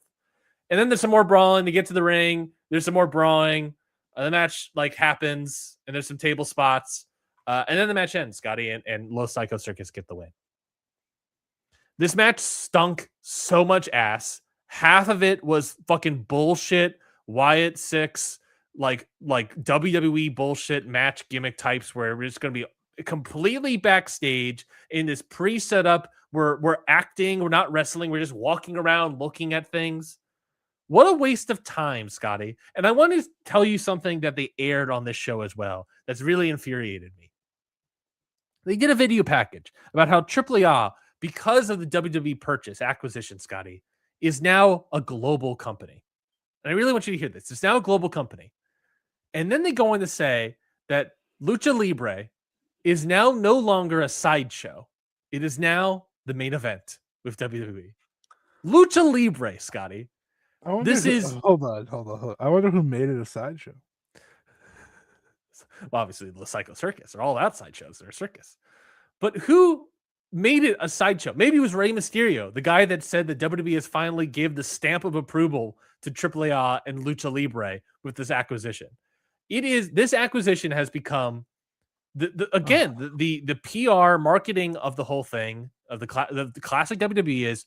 Yeah, we are not purchasing an equal. We are purchasing someone beneath us, and we are going to tell that audience that you are beneath us and you should thank us for making you global. And Scotty, what have they done to make AAA a global promotion this year? They've aired their stuff on YouTube, on WWE's YouTube account.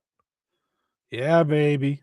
And then Octagon Jr. wrestled It's not good enough for you? Dominic on Money in the Bank. So, you know what's funny talking about AAA at this point, by the way? Booked by Undertaker. I knew that is very funny, admittedly. They don't have a single lucha guy anywhere that can book this. So I did get a new match for Worlds End, but before I get to that, please. The thing about AAA, right, is like it's a better show now. Yes, than 100%. It was a year ago, right? 100%. Like you watched it. I had interest. I was like, oh yeah, sure, I'll throw this on. So like that's something. The problem is that like the wording of every time AAA is talked about is this stink on it. It's WWE stink, right? Yeah. That just never goes away. And it's like they like to try and tell their audience that Lucha Libre was a sideshow. Meanwhile, the same year, CMLL has sold more tickets. Yes. Than WWE has. Correct.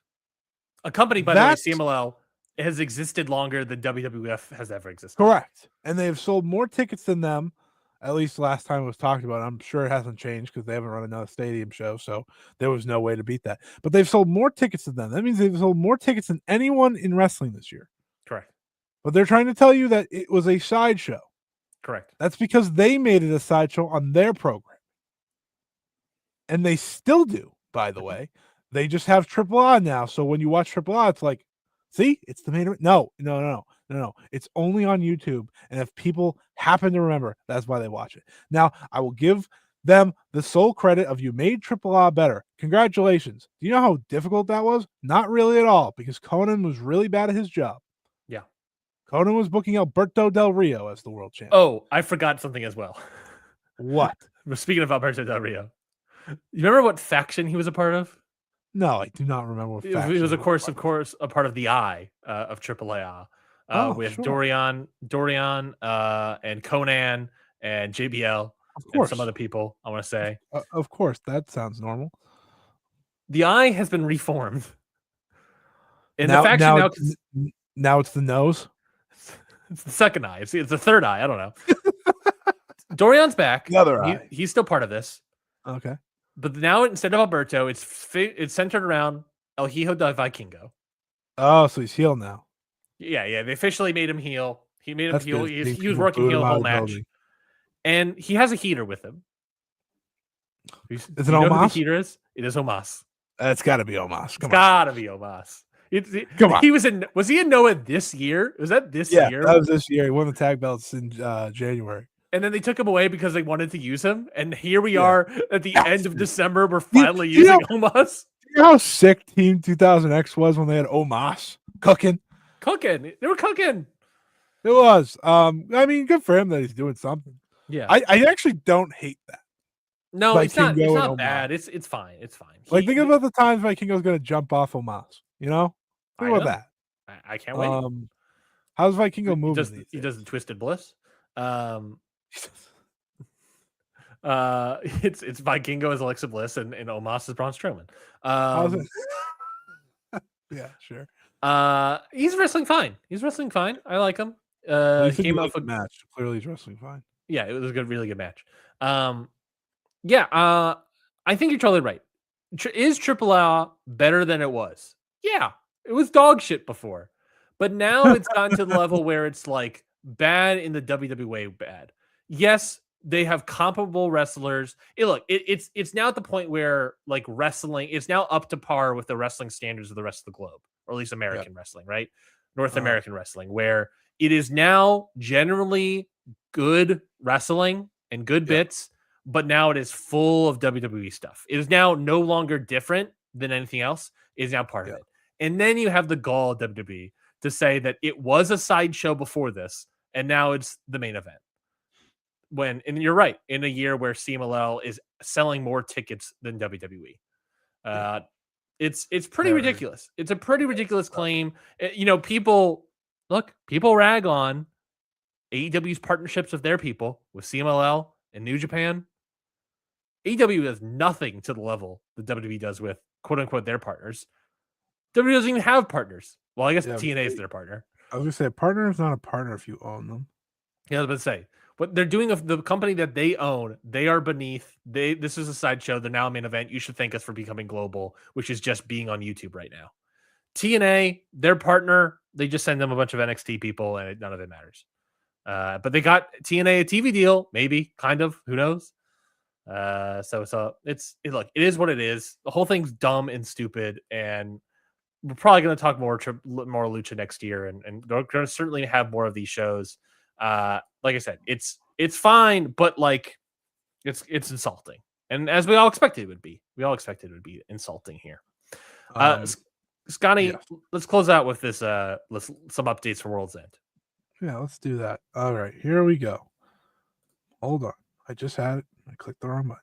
Oh, and we no longer have these updates. All right, so here are your tournament results with one match left to go. We also have a new World End match. What would you like first? Tournament updates. All right, tournament updates. Spoilers for those who care. Yes, spoilers. This will air Wednesday. Eddie Kingston was also randomly on Ring of Honor.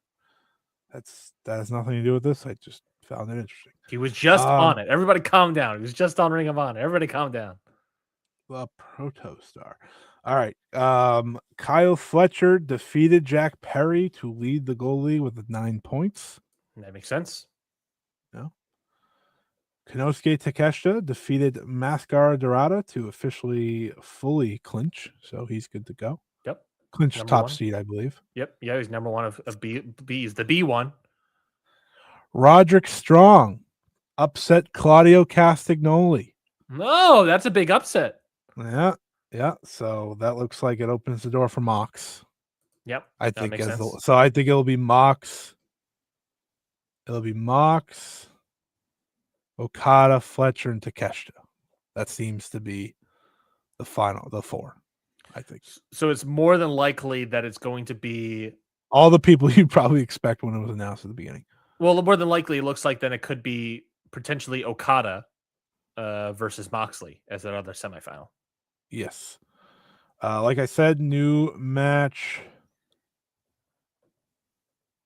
for World's End, the tag title match. They're also going to do Darby Allin versus Gabe Kidd. Oh, so at Darby World's Allin's End. back from injury. Yeah, he got thrown down the stairs by Gabe Kidd at He's Hammerstein. the guy back from injury and he's always thrown downstairs. God, this guy. Yep. And Gabe Kidd's back as well. Okay, we And- got to talk about Gabe Kidd. Speaking about Yeah, people out the door and speaking about partners. And Pac and Kevin Knight went to a draw. That's a way to do it. Now both people are knocked out.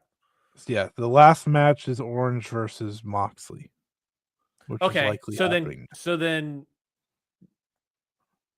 okay, wait, and then Okada beat who did Okada beat? It was Mike Bailey. Oh, that hasn't happened yet either, but Okay. safe to assume. So Fletcher is currently leading the pack. If Okada beats Mike Bailey, then When? they are dead even at number one spots. If it goes to a draw, then I believe it is then Okada versus Pac, and I believe Okada beat Pac. Yes. So then Okada is number 2 if it goes to a draw. Yeah. So that seems likely. So then it would be Fletcher as your G1, and then your Okada as your G2. Which what that would mean, and B League, what are we feeling? Mox? Yeah, I'd think so. That would then be It's gonna be him or Cassidy. It'd be him or Cassidy. We'll think about that when we talk about it. Oh, that's a big difference in my interest. Then we're looking at Konosuke Takeshita versus Kyle Fletcher. Probably. Yeah, that makes sense.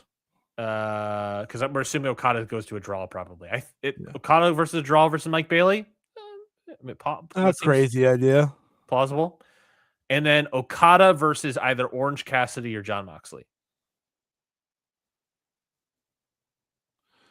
Well, one of those matches excites me. Yeah. Then we're going to assume Okada beats Mox. Okada's going to win. It doesn't really matter. Yeah.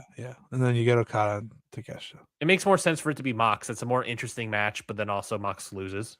Unless they avoid Takeshita.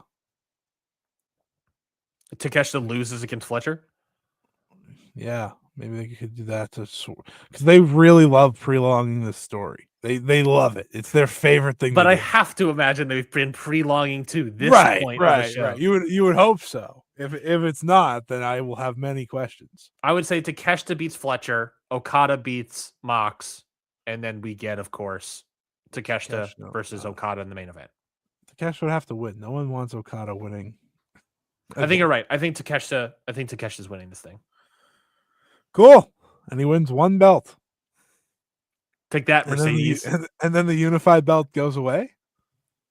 Don't know. Do not know. I don't know. Well, don't quite know there, Scotty. That's mathematics. Well, hold on. Does the unified belt? Okay, I hate to presuppose this idea. Again, my whole theory of the booking with the unified belt is so that Tony Khan loved the idea of Eddie Kingston being a Triple Crown champion. And so Okada had 2 belts. Dude, and he wanted to buy All Japan then. They could use it. well, we got stuff to do with Talos and Odyssey Jones.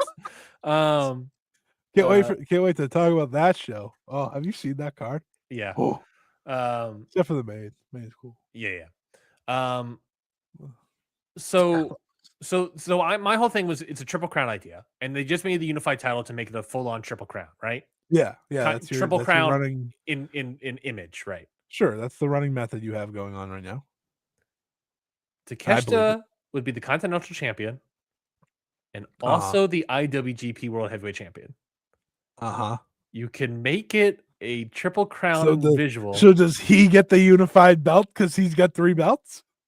Well, 2. He has 2 top belts, right, which makes him a unified champion.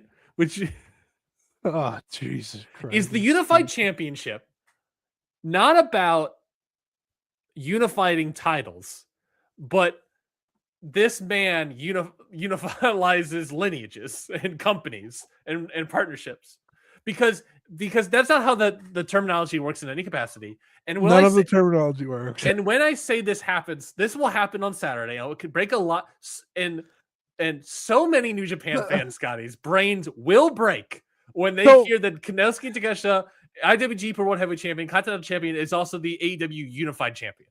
I don't think that's what's going to happen. Because because Don Callis said, "Why would I put all 3 belts on the line?"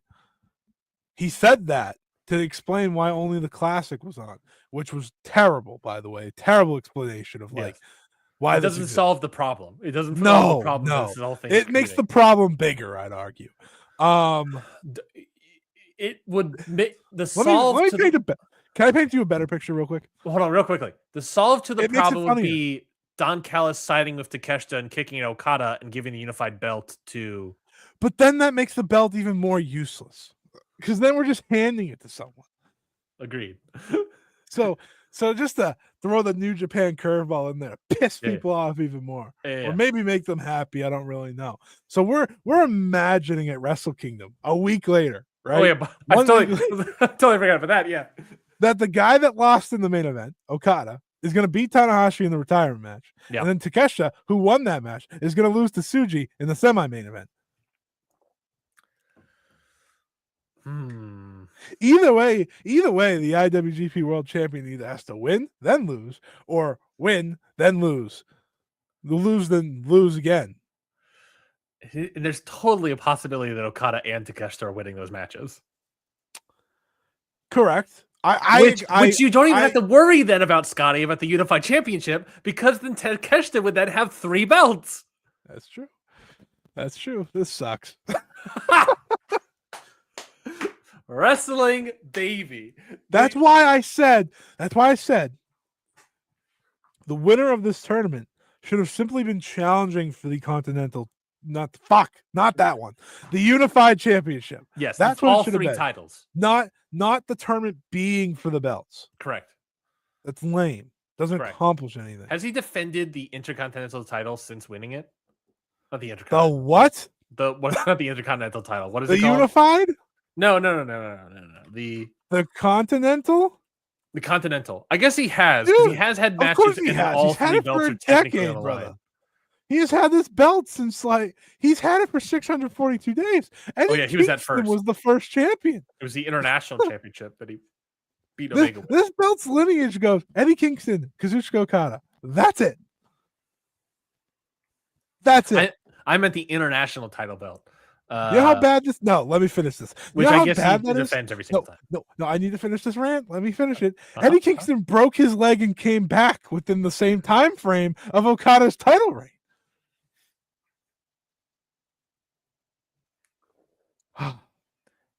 And he could the best part, right, is he could just lose the belt by losing the semifinal. I think that's 10 times funnier. Yeah.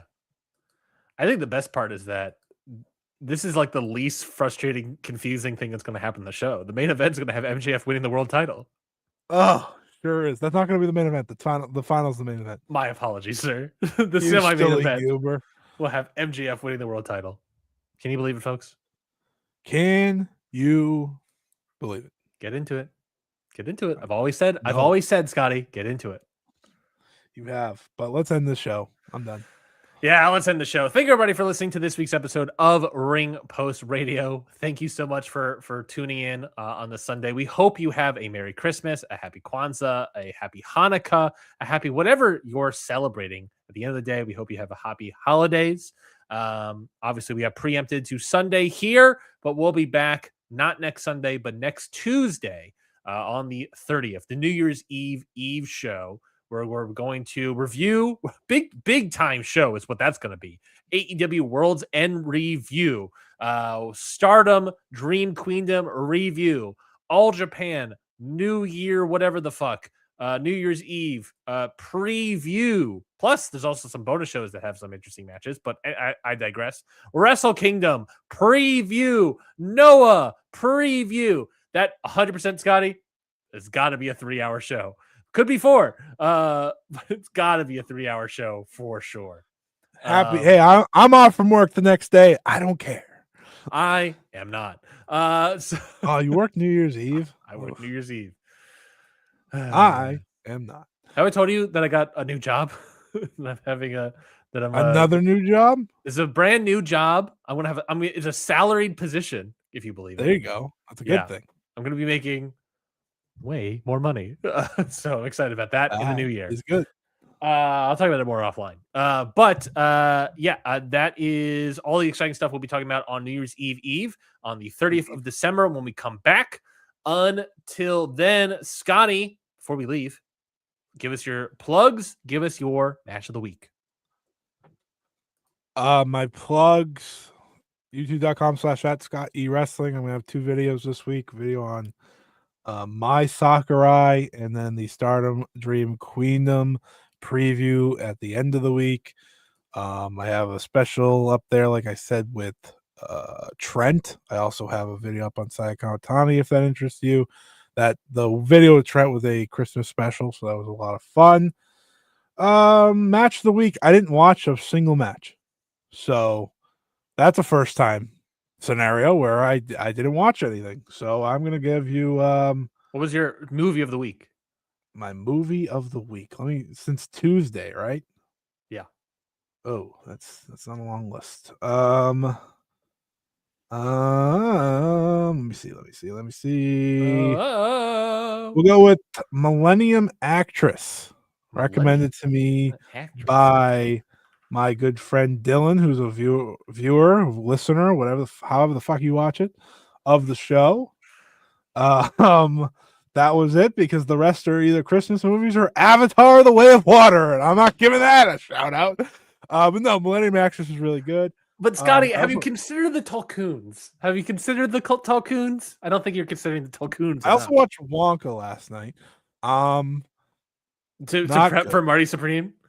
So, as a big Timothée Chalamet fan, I'm going through his entire cinematography, and I was like, I guess I finally have to watch Wonka. And they should not have made it a musical. It's not his fault that the movie was not very good.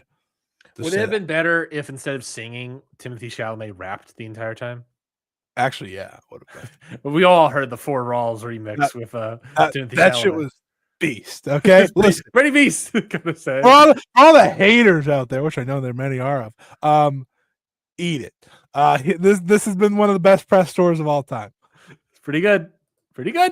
Gotta say, the fact that he did that was like, when I watched the video, I was like, "Is this real? Oh my god, it is!" It's so good. It's so much fun. So good, so good. When next year, I'm just gonna become a movie guy with a side of wrestling instead of wrestling with a side of movies. So this podcast is doomed. But hey, that's okay. That's all right. We have fun here. Just like our favorite movie star, Matthew McConaughey. That's pretty good. Pretty good. My of the week is going to be I went back in time to 2002, Scotty, and watched Ring of Honor Glory by Honor. And by say watched it, I mean I watched the first 5 matches, but I'm going to give it up to the Amazing Red versus Akudo Hidaka on Glory by Honor. 3 3/4 star match there. Go check that out. October 5th, 2002 is that one. I have to imagine the show gets a little bit better. There is a Low-Key versus Samoa Joe fight without honor match on this card, and I am very excited for Scotty. Very excited for it. Pretty good. Ballot news. I released the very first ever episode recorded of the ballot. And baggy news. The ballot news first is that I released the very first episode of the ballot. Zack Sabre Jr. With a friend of the show, Curtis Spears, Ichiban Sweetcast own Curtis Spears. It was, it was behind the paywall and all this stuff, behind the Disney Vault. It's outside the Disney Vault. It's for free. It's on the feed. Why I really said first? Well, it was the first episode I've recorded. But also, why did I really said first? Because Zack Sabre Jr. is the only guy of that season that is still on the Wrestling Observer Hall of Fame ballot. So it made sense to release that first. Outside of that, the baggies are going on. I've sent out the ballots to all 50 people this year, up to 50 people voting that have received a ballot. Whether or not we get obviously 50 votes will come down to it, but we have 50 ballots that went out to various contributors of Countout Network in all shapes and sizes. So I've already gotten a good amount back. I believe I sent them all out this week, Scotty. I know I received one. Thank you. You received one, and then 2 days later, 24 people received more, and then 2 days after that, 25 people received the rest of them. I've already gotten 8 back so far. There we go. And they have, I think, 2-3 weeks, to Very close baggy, close everything. So, start choking already on the baggies. The You should announce those on the show that we do the year-end thing. Just make it all big. I'm thinking about how to announce them as well. We've already gotten some stuff obviously in here. I'm already looking at who is receiving votes in the various promotions, who's leading the packs in the regions. It's already shaken out to be pretty interesting, and there's definitely like a lot of people. And I can already see who is immediately leading the packs in like the best of the globe. I think there's some cases where it's extremely obvious who is probably going to be like the number one,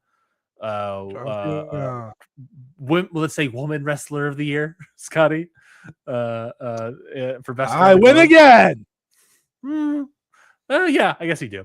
The men's rankings are fascinating, and the tag teams are also extremely fascinating in a lot of ways. Very much. If you liked our conversation with the Tokyo Sports Awards and the tag team, Scotty, would you believe it's similar? As someone who went through all the awards, I said I can't name more than 3 for most of these. So this is bad.